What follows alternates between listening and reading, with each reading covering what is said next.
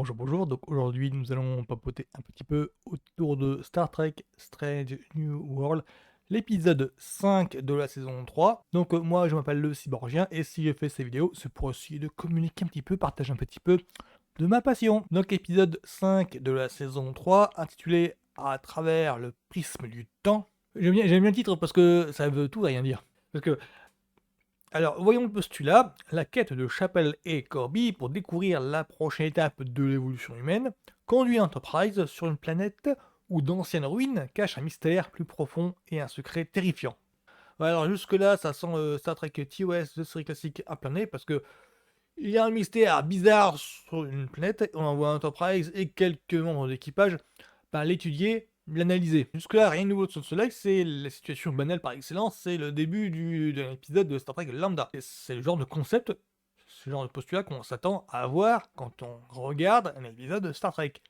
Toutes séries confondues, que ce soit TOS, Deep Space Nine, TNG, Voyager, etc., etc., Enterprise, Discovery, voilà. Là où ça a commencé à faire tiquer, par contre, c'est dans l'exploration même des ruines.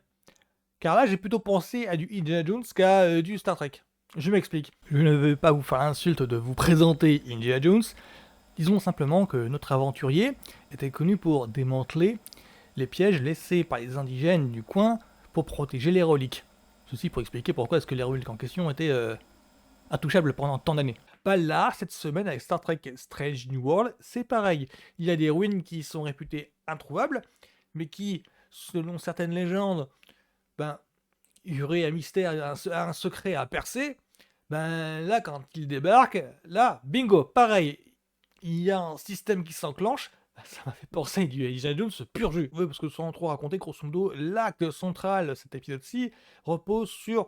Ils sont piégés, et ils essayent d'analyser, ils essayent de comprendre, ils essayent de percer le secret des pièges en question. Comme dans Indiana Jones, comme dans Benjamin Gates, comme dans Da Vinci Code, je crois que c'est ça aussi pareil. Voilà, comme dans tout récit d'aventure moderne. Je me demande même si c'était voulu en fait, parce qu'il y a un ou deux indices, il y a une ou deux astuces qui m'ont carrément fait penser à du Indiana Jones en fait. Enfin, j'ai carrément pensé que c'était une citation directe, une mention directe. Oui, souvenez-vous, dans le dernier acte d'Indiana Jones, la dernière croisade, parmi les épreuves, il y a une histoire de pont qui apparaît comme par magie. Bah là, dans Star Trek Strange New World, il y a un peu de ça. Oui, il y a une étape dans cet épisode-ci qui m'a carrément fait penser à ça en fait. Ouais, il y a un truc en fait. La résolution sonne carrément SF, donc vraiment elle s'inscrit dans la logique de l'univers de Star Trek. Mais ça m'a fait penser, la mise en image m'a fait penser à Indiana Jones, la dernière croisade. Je ne dis pas quoi, sinon je spoil. Et il y a un autre aspect qui m'a lui fait penser à un épisode de Star Trek TOS, donc la série avec Kirk, mais jusqu'à, comment dire, jusqu'à raisonner en tant que... je me demandais si cet épisode-ci se voulait une sorte de préquel à l'épisode en question.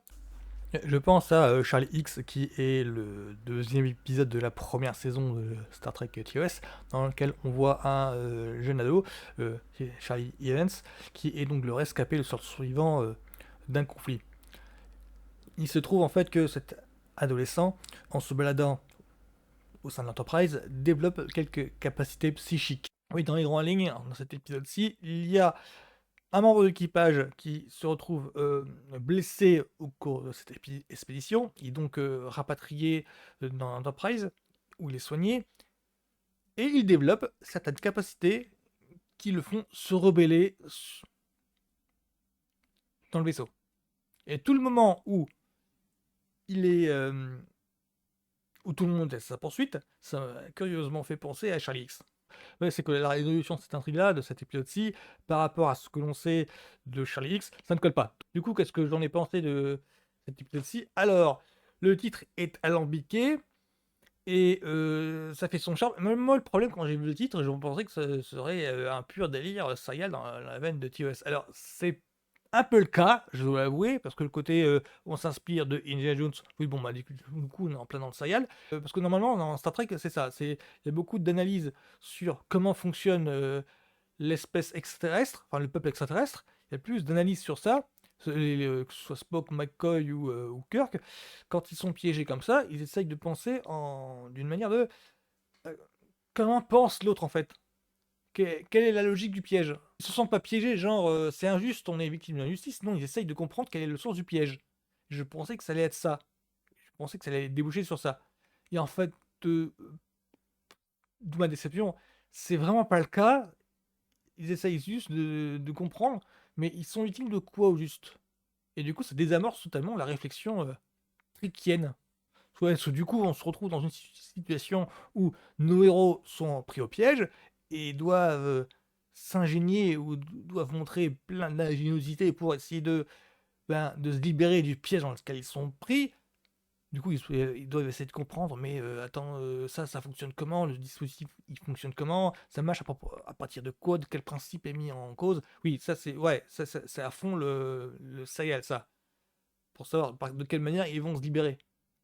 Mais alors du coup, ça zappe totalement la réflexion, que je m'attendais à Star Trek. À savoir, quelle est la logique de l'espèce, en fait, qui a tendu le piège? Pourquoi est-ce qu'ils ont tendu le piège? Quelle est la raison derrière le piège en question, quoi? Enfin, qu'est-ce qui est si important aux yeux de l'espèce en question pour élaborer un piège si complexe? Et là, c'est totalement rushé. Et même Spock ne se demande pas, mais quelle est l'espèce qui arrive à contrôler ces notions-là de façon tellement, avec tellement d'aisance, qu'il peut élaborer un piège qui fonctionne sur ces principes-là. C'est pour ça que je me sens un petit peu mi-figue un petit peu comme la semaine dernière, où la semaine dernière, ça rompait avec l'habitude de Star Trek. Là, par contre, ça veut essayer de renouer dans le concept de l'épisode avec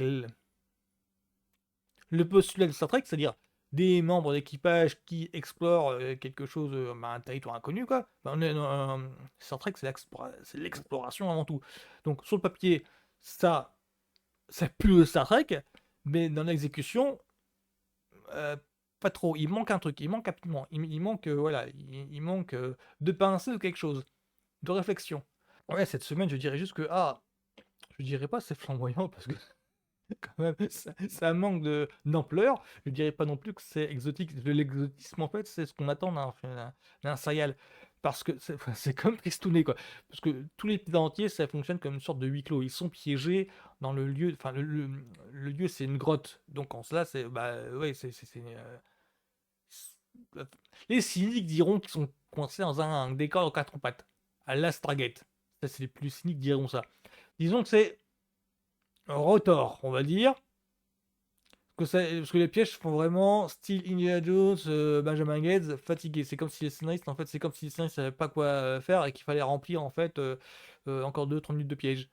Ah, le truc que j'observe par contre, c'est que je crois qu'il manquait ça à Star Trek en général. J'ai jamais vu ça. C'est une sorte de l'aventurier récurrent. C'est le personnage de l'aventurier récurrent.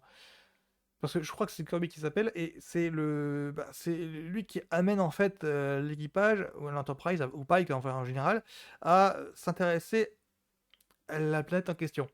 Alors le fil rouge du mec, il est devenu le boyfriend d'un membre de l'équipage, du Mancast, et du coup ça attire l'attention de Pike. Du coup il vient régulier dans le Mancast pour ça, enfin il part dans le Mancast, mais il vient régulier pour ça. Et j'avoue que le côté l'aventurier récurrent, c'est quelque chose qui manque à Star Trek. C'est une figure qu'on ne retrouve pas trop dans Star Trek, dans le genre de Star Trek. En général, c'est toujours un aventurier comme ça. C'est un genre scientifique qui débarque sur Enterprise pour dire bon bah voilà, j'ai besoin un petit peu d'aide parce que la Fédération pourrait m'aider, me filer un coup de main. Et l'autre capitaine d'activité, Picard ou Kirk, lui apporte ce coup de main-là. En général, ça se limite à un seul épisode. Là, le fait qu'il intervienne 2 fois au moins, parce qu'on l'a déjà vu, il y a 15 jours, et le fait qu'il reste proche, du monde de en question, ça sonnerait comme le mec est appelé à devenir récurrent. Et comme le mec est un scientifique habitué aux expéditions aux fouilles, je sais pas, enfin, comme je dis, la figure de l'aventurier récurrent, la figure du scientifique récurrent qui pousse en fait l'équipage à aller de planète en planète. J'ai pas souvenir qu'il y a eu ça. En général, ils restent tout le temps dans leur station orbitale. Et c'est tout. Le fait qu'un scientifique, un docteur, soit envoyé sur une station spatiale, en général, c'est toujours un motif de excuser l'absence du scientifique en général. Et l'air de rien, ce serait une bonne variante à la mission de 5 ans de Kirk. Parce que la mission de 5 ans de Kirk, dans TOS, le fait que le mec ait une mission de 5 ans d'exploration, ça permettait de justifier pourquoi le mec étant poussé à l'exploration malgré les dangers qu'il rencontre. Là, il n'y a pas ça. Là, c'est juste une en patrouille. Strange New World, Pike, il est juste en patrouille. Donc, le fait qu'il y ait une sorte de scientifique aventurier dans l'équipage, ça permettrait de justifier le fait qu'il aille toujours de l'avant, malgré le fait que il rencontre tout le temps les dangers à franchir. Là, je me dis, à l'air de rien, je suis un petit peu mitigé, mais ça se trouve, rien qu'à cause de ce personnage-là, cet épisode est vachement important. Ça se trouve, c'est un épisode clé, je suis en train de le bâcher, il est détesté par tout le monde alors qu'il est vachement important. Donc voilà, c'était un épisode que moi j'ai pas franchement détesté, je suis juste mi-figue mi-raisin, je suis juste très réservé sur l'épisode 6. J'ai pas franchement détesté, simplement que il manque quelque chose, il manque un petit peu de pincée de sel pour être parfait. Voilà, il y a les deux tiers salés et le troisième tiers, ouais, moyen, ça, entre le souvenir d'Indiana Jones et la récurrence de Charlie X qui finalement ça retombe par sous ses pattes, ça me gêne un petit peu, ça faisait grincer les dents. Tout ce que je dois dire sur à travers le prisme du temps, qui est donc le 5e épisode de la saison 3, moi je suis mi-figue mi-raisin, c'est pas, j'ai pas détesté, hein, que ce soit clair, j'ai pas détesté. Je suis encore sur la réserve parce que je vois pas trop où la saison 3 veut nous emmener. Pour moi, c'est le fil rouge en fait qui moi me séduisait le plus, c'était le fil rouge avec les Gorn qui c'est donc fini en début de saison 3 et là je suis un petit peu dépité parce que j'arrive pas à trouver de matière à me passionner. Mais à part ça, oui, c'est rythmé, c'est dynamique, quelqu'un qui ne connaît pas Star Trek et quelqu'un qui n'est pas habitué à ces codes, ouais, il peut trouver matière à accrocher. Mais moi, il m'en faut plus en fait. Bah, j'ai plusieurs séries dans les pattes aussi. Mais à part ça, à part ces quelques réserves-là, tout à fait regardable, tout à fait correct.